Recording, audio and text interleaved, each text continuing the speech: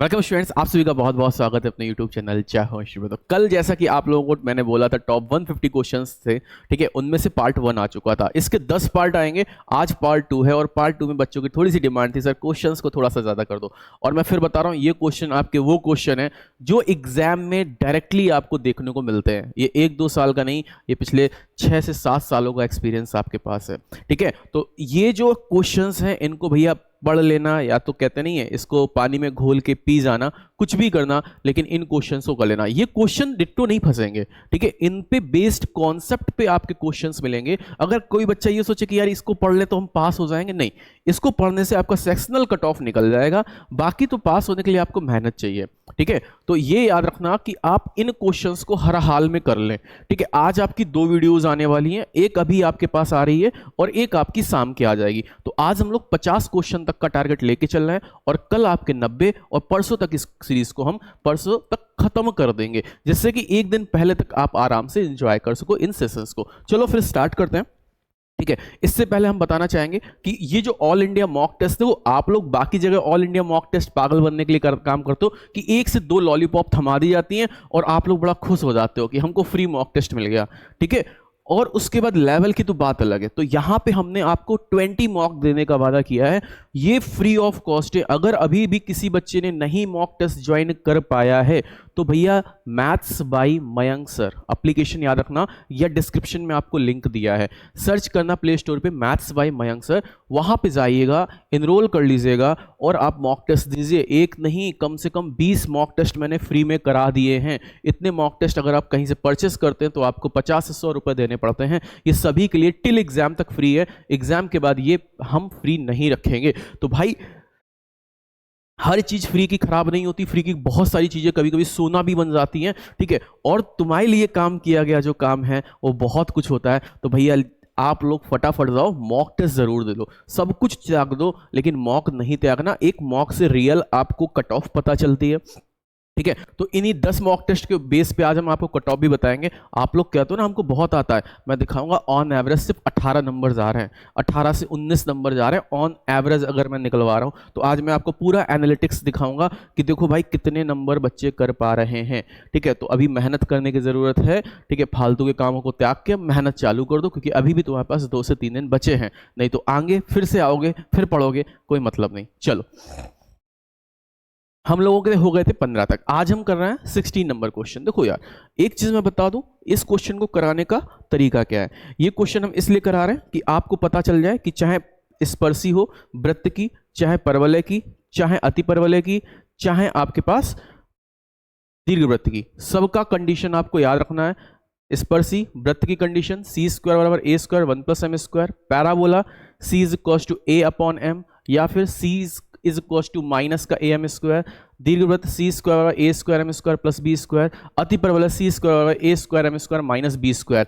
ये आपको टिप्स पे याद होनी चाहिए, इनमें से एक फंस सकता है आपका क्वेश्चन। तो हम बात करने जा रहे हैं पैराबोला की। अब तुमने फटाक से देखा y is equal to 2x plus k है, हमने कहा y is equal to mx plus c हो गया, m की वैल्यू बेटा 2 आ गई, c की वैल्यू बेटा k आ गई। यहां तक क्लियर।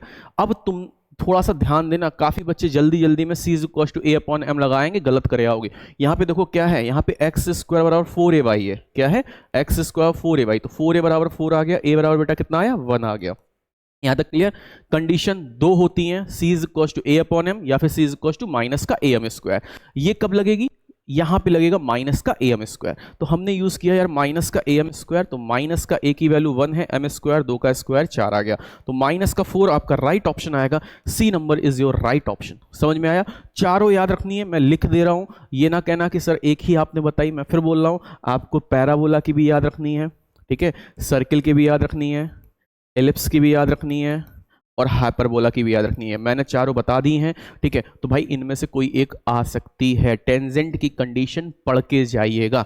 आगे चलते हैं, 17 नंबर क्वेश्चन। ये 150 क्वेश्चन नहीं है, एक क्वेश्चन से 4-4 5-5 क्वेश्चन बना, ये 900 से 1000 क्वेश्चन है तुम्हारे, ठीक। अब समझना, ये question as it is air force के एग्जाम में आ चुका है, अग्निवीर की फर्स्ट जो पेपर हुआ था उसमें, ठीक है।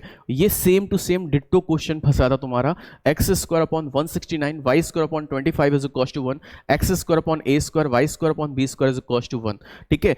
अगर इन ये हमारे पास इनकी इसेंट्रिसिटी क्या है, इक्वल है, विलक्षणता यह कर देना उत्केंद्रता, ठीक है, इनकी उत्केंद्रता क्या है बेटा, बराबर है, इसेंट्रिसिटी इक्वल है, तो a अपॉन बी का मान याद रखना, अगर इनकी इसेंट्रिसिटी इक्वल है तो a और b भैया बराबर होने चाहिए, तो a square upon B square बेटा कितना आ गया, a square upon B square आ गया, अंडर रूट के अंदर 169 अपॉन 25, तो भैया ये कितना आएगा 169 13 upon 5, right option 13/5, right option क्या होगा 13/5। आई होप सबको समझ में आ गया, किसी बच्चे को कोई डाउट नहीं होना चाहिए। जो भी बच्चा एनडीए की तैयारी कर रहा हो उसको मैं बता दूं, एनडीए की क्लासेस सुबह 10 बजे से आपकी स्टार्ट होने वाली हैं, ठीक है, तो एनडीए वाले बिल्कुल एकदम हाई एंड पावर हो जाओ, आपकी क्लासेस बहुत अच्छे से स्टार्ट होंगी, ठीक। 18 नंबर क्वेश्चन, दीर्घवृत्त की दिशाओं के समीकरण क्या है बेटा, दिशा यहां पे होता है नियता, ठीक है, यहां क्या होता है नियता, तो नियता का समीकरण बताना। इस क्वेश्चन का मेन मोटो पता है क्या है, एक क्वेश्चन नहीं है, इसका मेन मोटो है हमसे उत्केंद्रता आ जाए। कभी भी याद रखना, सबसे पहले तो इसको सिंपल कर लिया करो, एक्स स्क्वायर जैसे ही डिवाइड कराओगे 25 टाइम्स आएगा, और वाई स्क्वायर अपॉन 16 बराबर 1। हमको इस फॉर्म में देखो क्या क्या पूछ लेगा, कहेगा साहब नाभि बताओ, कहेगा साहब नियता बताओ, कहेगा साहब नाभिलंब बताओ, या फिर हमसे कह सकता है इसका नाभियों के बीच की दूरियों का योगफल बताओ, ठीक है, या नाभियों के बीच की दूरी बताओ, ठीक। ये कई सारी फॉर्म से सारे याद रखने, एक क्वेश्चन लेकिन पढ़ना सब है। इसेंट्रिसिटी बताओ, तो उत्केंद्रता याद करने का सिंपल सा फॉर्म है, मैंने बताया भी है, ट्रिक्स भी बता देता हूं कि इसेंट्रिसिटी हम कैसे करते हैं बेटा, इन दोनों को क्या कर देते हैं घटा देते हैं, इन दोनों को घटा देते हैं, बड़ी वैल्यू से डिवाइड कर देते हैं, 3/5 आपकी इसेंट्रिसिटी आ जाती है। इतना क्लियर। उसने कहा नियता, तो नियता होता है x is equal to plus minus a upon e. एक चीज और याद रखना, दीर्घवृत्त में आपका a ग्रेटर देन b और b ग्रेटर देन a चलता है, लेकिन हाइपरबोला में a greater than b b greater than a नहीं चलता है, इस चीज को याद रखना। तो यहां पे बड़ा है a, तो हमने जब a बड़ा होगा तो x एक्सिस के कोऑर्डिनेट्स, b बड़ा होगा तो y एक्सिस के कोऑर्डिनेट्स, तो x is equal to plus minus a की वैल्यू बेटा कितनी है 5 है, e की वैल्यू कितनी है 3/5 है, कैंसिल हो गया, प्लस माइनस 3 आ गया, तो x is equal to plus minus 3 आ रहा है तुम्हारे पास। एक मिनट, हमसे क्या पूछा है, एक मिनट, उसने पूछा है इसकी नियता, तो नियता होगी a upon e, a upon e, तो a की वैल्यू है 5, e की वैल्यू है 3/5, तो 3x is equal to 25, 3x is equal to 25, इसमें से नन ऑफ दीज आएगा, ठीक है, आपका आंसर क्या आएगा नन ऑफ दीज, क्योंकि भाई देखो 2x तो आ नहीं रहा है, 3x बन रहा है यहां से, कैसे फिर से समझना, हमसे कह रहा है दीर्घवृत्त की नियता, नियता क्या होती है x is equal to plus minus a upon e. a की वैल्यू भैया कितनी है, a की वैल्यू तो भैया जी 5 मिल रही है, a की वैल्यू 5 रख दी, e की वैल्यू कितनी मिली 3/5 रख दी, तो 3x is equal to plus minus 25 आपका राइट ऑप्शन आ जाएगा मेरे भाई, क्लियर है। अब समझना इसकी नाभि क्या होती है, नाभि होती है प्लस माइनस a,0, ठीक है, प्लस माइनस a,0। सीड्स क्या होता है प्लस माइनस a,0। नाभिलंब क्या होता है 2b square upon a। ps plus ps dash बहुत ज्यादा इंपॉर्टेंट है, अखंड इंपॉर्टेंट है बेटा, 2a होता है, तो ये सारी टर्म्स आपको याद रखने ही रखने हैं, इतना याद रखना। एक क्वेश्चन से कई सारे क्वेश्चंस बनने हैं, ठीक है।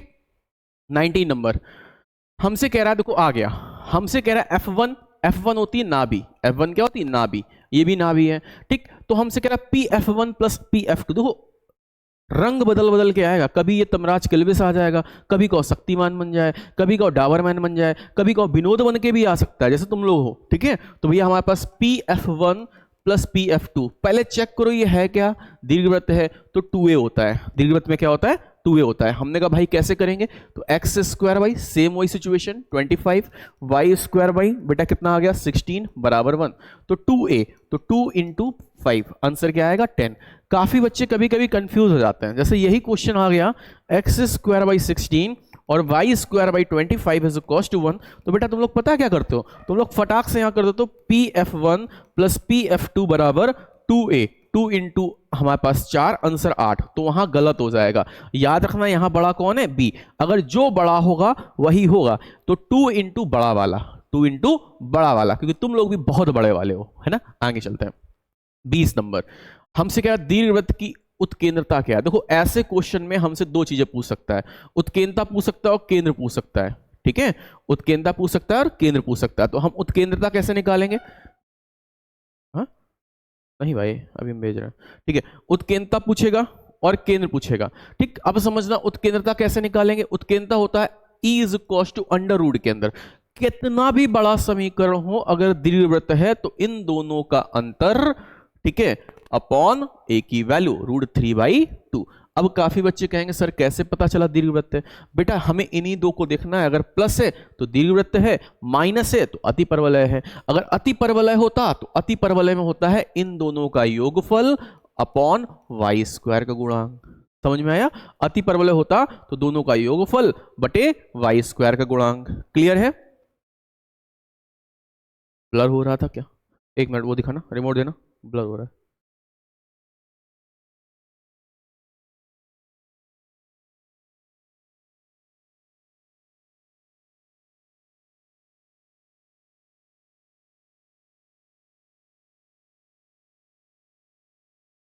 ठीक है, आगे चलते हैं।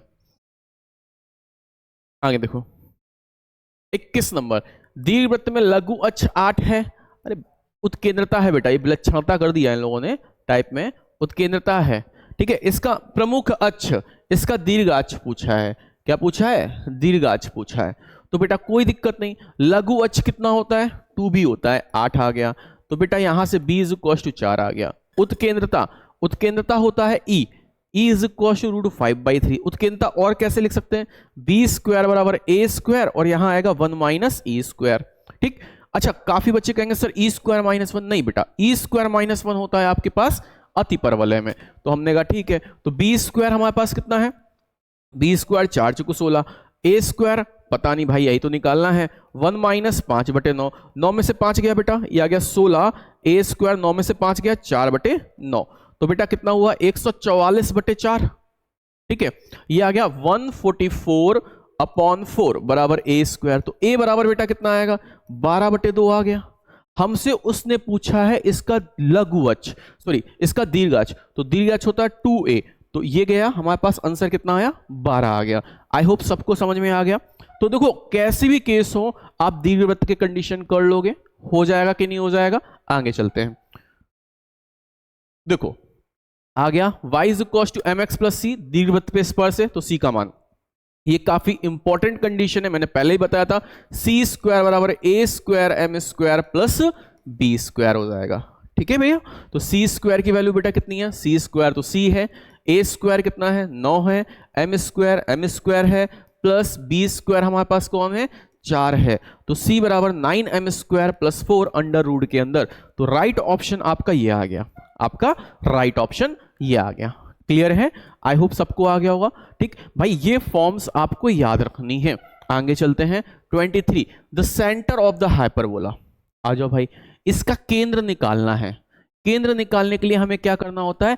एक्स एक्सिस का जो हमारे पास वैल्यू है उसको 0 ले लो तो x की वैल्यू आ गई, y - 5 0 ले लो तो बेटा y की वैल्यू आ गई। तो 4,5 आपका राइट ऑप्शन है। एक चीज और याद रखना, चाहे दीर्घवृत्त हो चाहे अति परवलय हो, फॉर्मूले दोनों के सेम होते हैं। कुछ फॉर्मूले ऐसे हैं जैसे लघु अक्ष और दीर्घ अक्ष को कॉन्जुगेट और ट्रांसवर्स एक्सिस बोल देते हैं, बाकी इसेंट्रिसिटी में वहां e² - 1 कर देते हैं। क्लियर है?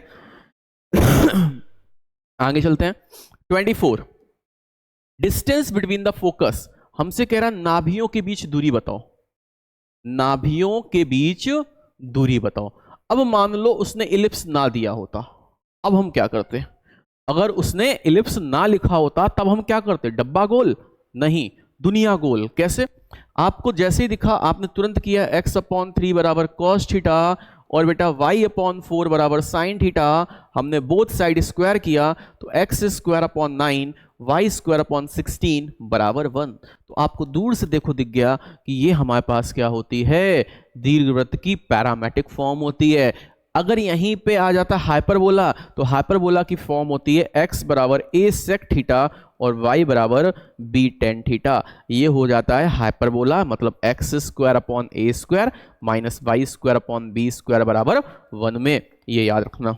ठीक है, वो आपके इसमें हो जाती है। अब हमने कहा भैया जी ठीक है, अब हम क्या करें, तो हमसे कह रहा नाभियों के बीच की दूरी निकालनी है, डिस्टेंस बिटवीन फोकस निकालनी है। अब नाभियों के बीच की दूरी कितनी होती है, नाभि होती है AE, दो नाभि हो गई तो AE कितना हो गया 2AE, याद नहीं करना है। आप ये देखो, जिसके बीच की दूरी निकालनी 2 लगा दो, नेता के बीच की दूरी निकालनी, नेता होती है A/E, नेताओं के बीच की दूरी 2 लगा दो, ठीक। तो सेम एस नाभि होती है AE, नाभियों के बीच की दूरी 2AE हो जाएगी, तो 2AE। अब मेरे प्यारे प्यारे नन्हे मुन्ने को ई निकाले में कहो टाइम लगा दे, अरे गधा आदमियों का ई निकाले में टाइम नहीं लगाना है, कैसे 2, हाँ, यहां बड़ा कौन है, बी बड़ा है, तो यहां क्या हो जाएगा 2BE आ जाएगा। तो बी की वैल्यू बेटा कितनी आ गई 4, ठीक है। ई की वैल्यू कितनी आएगी 16 में 9 घटा दो, 16 में 9 घटा दो, √7 आएगा बेटा, √7/4, 4 से 4 चला गया, 2√7 आपका राइट ऑप्शन आ गया। आपका करेक्ट ऑप्शन होगा मेरा भाई 2√7। यहां तक किसी बच्चे को कोई दिक्कत, आपको चेक कर लेना है कि ए बड़ा है बी बड़ा है, बी बड़ा है तो ए की जगह बी हो जाएगा। आगे चलते हैं 24 के बाद 25। अब समझो, कह रहा है नाभि हाइपरबोला की, ठीक है, आ जाओ, इसी में हम आपको सारे केस डिफाइन भी कर देंगे। तो x² upon 5/2 minus y² upon 5/3 बराबर 1। कभी भी कोई भी चीज पूछे सबसे पहले इसेंट्रिसिटी निकालो। तो इसेंट्रिसिटी कैसे निकालते हैं, हमने तुम्हें बताया इन दोनों का योगफल। अब याद रखना इन दोनों का योगफल 3 2 5 बटे अंडर रूट के अंदर बड़ी वाली वैल्यू नहीं, यहां पे y² का गुणांक 3 तो √5/3। इस चीज को बहुत अच्छे से याद रखना। काफी बच्चे पता क्या कर देते हैं, काफी कर देते हैं, जैसे सपोज दैट ऐसे लिखा है x² upon 4 minus y² upon 9 बराबर 1। हमने कहा इसेंट्रिसिटी बताओ, तो वो पता क्या करते हैं 9 4 13/4 लिख देते हैं, 13/9। वो कहेंगे सर आपने y² गुणांक बोला था ना, ये जब सही होके इधर पहुंचेगा तो y² गुणांक बेटा क्या होगा 4 होगा, तो यहाँ 4 आएगा। ये एक बहुत ध्यान से रखना, तो बाद में कहो मयंक सर ने बताया तो और हमारा गलत करा दिया, ठीक है। तो इस चीज को आपको दिमाग के अंदर बैठा लेना है, ठीक। आ गया इसेंट्रिसिटी आ गया। उसने क्या पूछा, नाभि बताओ। तो नाभि सेम वही जो दीर्घवृत्त में होती है बेटा, दीर्घवृत्त में भी नाभि क्या होती है AE, 0, इसमें भी क्या होगी AE, 0। तो √5/√2, E √5/√3, 0। तो बेटा कितना आया 5/√6, 0। तो राइट ऑप्शन 5/√6, 0। तो 5/√6, 0। क्लियर है। देखो ये कुछ ऐसे क्वेश्चंस हैं जिनसे आपको पूरा यूनिवर्स क्या होता है रिवीजन हो जाएगा मैथ का। मतलब ऐसे ऐसे क्वेश्चंस मैं लाया हूं जिससे हम रिवीजन कर लें, इससे क्विक रिवीजन आप देख ही नहीं पाएंगे कहीं भाई साहब, ठीक है। अब इसी में क्या पूछ सकता था, नेता पूछ सकता था, शीर्ष पूछ सकता था, नाभियों के बीच की दूरी पूछ सकता था, सारे फॉर्मूले आप लगा सकते थे, है ना। आगे चलते हैं 26 नंबर इसेंट्रिसिटी। अब देखो नया आ गया, कहोगे सर इसेंट्रिसिटी, देखो x² माइनस y² बराबर a², ये होता है रेक्टेंगुलर हाइपरबोला। क्या होता है रेक्टेंगुलर हाइपरबोला। तो बेटा इसकी इसेंट्रिसिटी ऑलवेज √2 होती है, याद रखना। समकोणीय अतिपरवल है जिसकी उत्कीर्णता हमेशा के लिए क्या होती है √2 होती है। तो इसकी इसेंट्रिसिटी बेटा कितनी आ गई a आ जाएगी, जो कि होती है √2। याद रख लो, दिमाग के अंदर छाप लो, ठीक है। समकोणीय और अतिपरवल, एक और कंडीशन बता दें कि इसमें हमारे पास transverse axis is equals to conjugate axis होता है, यानी कि संयुग्मी अक्ष अनुप्रस्थ अक्ष के बराबर होता है। संयुग्मी अक्ष अनुप्रस्थ अक्ष के बराबर होता है, ये याद रखना, अनुप्रस्थ अक्ष संयुग्मी अक्ष के बराबर होता है। या फिर इसको बोलते हैं 2a बराबर 2b होता है, या फिर a बराबर b होता है। इनमें से कुछ भी पूछ सकता है, इस चीज को याद रखना। अच्छा एक चीज और हमसे कह देगा दीर्घवृत्त के अंदर बने अधिकतम आयत का क्षेत्रफल, ठीक है। तो ये हो जाएगा 2ab, और याद रखना दीर्घवृत्त का क्षेत्रफल πab, इनके बीच का क्षेत्रफल कहेगा तो ये माइनस का 2ab, इस तरीके से आ जाएगा। हमसे कहेगा दीर्घवृत्त का क्षेत्रफल πab, आयत का क्षेत्रफल 2ab, बचे भाग का क्षेत्रफल πab माइनस 2ab, ठीक है। ये आप याद करके जाइएगा, ये बहुत इंपॉर्टेंट हो जाता है। आगे चलते हैं 27। अब देखो इसमें काफी बच्चे गोता खाते हैं। x²/9 माइनस y²/16 बराबर 1, ये आ गया। काफी बच्चे फटाफट कर देंगे PS1 माइनस PS2। उन्होंने देखा यार बड़ा ये है तो वो करेंगे 2 × 4 8, 8 आंसर में होगा और वही आंसर गलत हो जाएगा। याद रखिएगा मेरे भाई, अतिपरवलय में बड़ा छोटा नहीं चलता। अतिपरवलय में क्या चलता है, अगर ये होता यहां होता तो इसके लिए ये आंसर सही होता, ठीक है। लेकिन ये है तो इसके लिए 2a रहेगा, इसके लिए 2b रहेगा, तो 2 इंटू 3 बराबर 6, इसके लिए 2 इंटू 4 बराबर 8।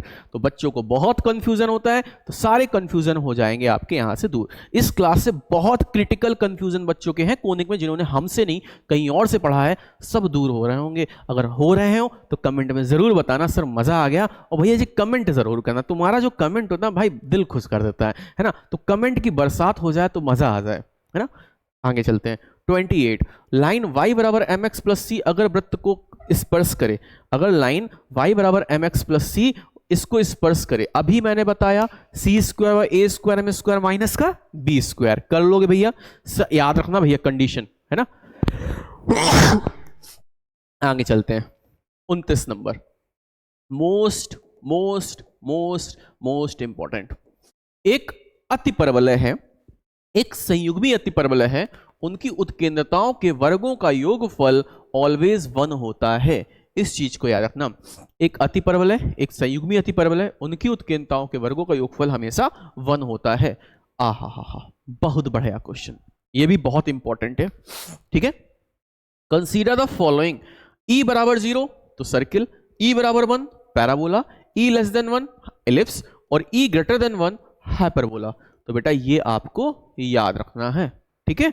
आगे चलते हैं। 31, आहा, इसी क्वेश्चन का मैं इंतजार कर रहा था कि ये क्वेश्चन क्यों नहीं आया। ये क्वेश्चन डिपेंड है पोजीशन ऑफ पॉइंट पे, ठीक है। काहे कि भैया ये बहुत इंपॉर्टेंट है, बिंदु की स्थिति। पहले हम इसको उठा लेते हैं। हमने कहा एक्स स्क्वायर बाई 9 प्लस वाई स्क्वायर बाई 4 बराबर 1। इस पर बिंदु की स्थिति निकालो। तो अगर किसी पे भी बिंदु की स्थिति निकालनी है तो बेटा हम उसको एक साइड ले आए पहले, वाई स्क्वायर बाई 4 बराबर 1, या फिर इसको तुम और सॉर्ट करना है और सरल कर लो। तो यहां पे तुमने क्या कर लिया, एलसीएम ले लिया, यहां पे तुमने एलसीएम ले लिया, तो ये आ जाएगा 4x square plus 9y square minus का 36। अब हमने कहा पहले 1,2 लाई करा दे। जैसे ही हम 1,2 लाई कराते हैं तो P जैसे ही लाई कराते हैं बेटा क्या आ जाएगा यहाँ पे, 4 एकम 4, ठीक है, 2 दूनी 4, 9 चौको 36 माइनस 36, ये आ रहा है ग्रेटर देन 0। यानी कि जो P बिंदु है वो क्या होगा, ग्रेटर देन 0 आ जाए इलिप्स में तो बाहर होगा। कहां होगा, बाहर, यानी कि आउटसाइड होगा। ठीक, समझ में आया कि कैसे बिंदु लाई कराते हैं। सबसे पहले एक क्वेश्चन लिखो, उसके बाद पॉइंट्स रखो। अगर हमारे पास ग्रेटर देन 0 आ रहा है तो बाहर होगा, लेस देन 0 आ रहा है अंदर होगा, इज इक्वल टू 0 हो रहा है उस पर आएगा। वृत्त, दीर्घवृत्त, परवलय, दीर्घवृत्त सेम होता है, अति परवलय में उल्टा हो जाता है। ठीक है, अब हमने कहा क्यू रख के देखें। जैसे क्यू कितना है बेटा, 2,1 रखो जरा, 2,1, 2 दूनी 4, हमने कहा 2 दूनी 4, ठीक है, 4 चौकू 16 प्लस 9 एकम 9 माइनस 36, निगेटिव आ रहा है, निगेटिव मतलब लेस देन 0, ये हो जाएगा इनसाइड। ये क्या हो जाएगा, इनसाइड मतलब अंदर हो जाएगा बेटा। ये कहाँ हो जाएगा, अंदर हो जाएगा। इतना क्लियर, ठीक, यानी कि ये कहाँ हो गया, अंदर हो गया। इतना आ गया। अब हम इसकी बात कर लें, ठीक है, x square plus y square, ये हम इसलिए करा रहे हैं तुम्हें समझ में आ जाए कि पॉइंट कैसे, हमें क्वेश्चन से मतलब नहीं है, हमें इससे मतलब है कि हम पॉइंट्स लाई कराना सिखा रहे हैं आपको। अब यही आ जाए, अगर वृत्त का समीकरण कोई बिंदु कहाँ लाई करता है, हमने कहा कोई बात नहीं भाई, वृत्त का समीकरण कितना है, x square plus y square minus 9। अब हमने कहा इस पे पी लाई कराओ जरा, 1,2 लाई कराओ, तो जैसे आएगा 1, 2 दूनी 4 माइनस 9, निगेटिव आ रहा है मतलब बाहर होगा, सॉरी अंदर होगा। कहाँ होगा, अंदर होगा। एक बार हम क्या लाई करा दें, क्यू लाई करा दें, जो कि है 2,1। जैसे लाई कराओ कितना आएगा, 2 दूनी 4 प्लस 1 माइनस 9, इसमें भी आ रहा नेगेटिव, ये भी कहाँ होगा, अंदर होगा। तो इसमें दोनों पॉइंट बेटा कहाँ है, अंदर है। ठीक, अब हम ये देख लेते हैं, Q lie inside C but outside E. Q जो है सी के यानी कि वृत्त के अंदर होगा लेकिन दीर्घवृत्त के बाहर होगा। किसकी बात कर रहा है, क्यू, नहीं गलत हो गया, दोनों के अंदर है। क्यू लाइज आउटसाइड बोथ, नहीं आउटसाइड तो गलत है। P lie inside both C and E, P नहीं गलत है। P lie inside outside E, ये सही है। लेकिन हमें इस क्वेश्चन से मतलब नहीं था, हमें मतलब था आपको ये बताना कि कैसे कोई पॉइंट वृत्त के अंदर होता है या बाहर होता है। क्लियर है बेटा, तो सारा कॉन्सेप्ट यहां से क्लियर हो गया। अब समझना, एक चीज तुम्हें और बता दें क्योंकि इसके साथ ही हमारे हिसाब से ये खत्म है। ठीक है, उसके बाद कल ट्रिग्नोमेट्री वाला शाम को आ जाएगा पार्ट। समझना, ये वृत्त है, ये परवलय है, ये दीर्घवृत्त है, ये अति परवलय है। ठीक है, अगर हम बोलते हैं s greater than 0, s less than 0, s is equal to 0, तो इनमें सब में इसमें होगा आउटसाइड मतलब बाहर, इसमें होगा इनसाइड, ठीक है, और इसमें होगा ऑन। ये इसके लिए भी काम करेगा, इसके लिए भी काम करेगा, इसके लिए भी काम करेगा, तीनों में सेम सिचुएशन रहती है। लेकिन अगर इसका आ जाए तो s greater than 0, s less than 0, s is equal to 0, ये हो जाता है ग्रेटर देन 0 आउटसाइड, सॉरी इसमें होता है इनसाइड, ठीक है, और इसमें हो जाएगा आपका आउटसाइड, और इसमें हो जाएगा ऑन। तो ये आपको याद रखने हैं, ये आपको याद रखने हैं। ठीक, तो आई होप मज़ा आ गया होगा आज का सेशन। तो आज का सेशन ज़बरदस्त रहा है कल वाले से, और क्वेश्चन भी ज़्यादा हुए हैं। कल शाम को ही हम लोग आपका ट्रिग्नोमेट्री देंगे, और भाई इन सेशंस को जितना ज़्यादा हो सके उतना ज़्यादा शेयर करो तो और बेहतरीन मज़ा आएगा। तब तक के लिए जय हिंद, जय भारत, वंदे मातरम।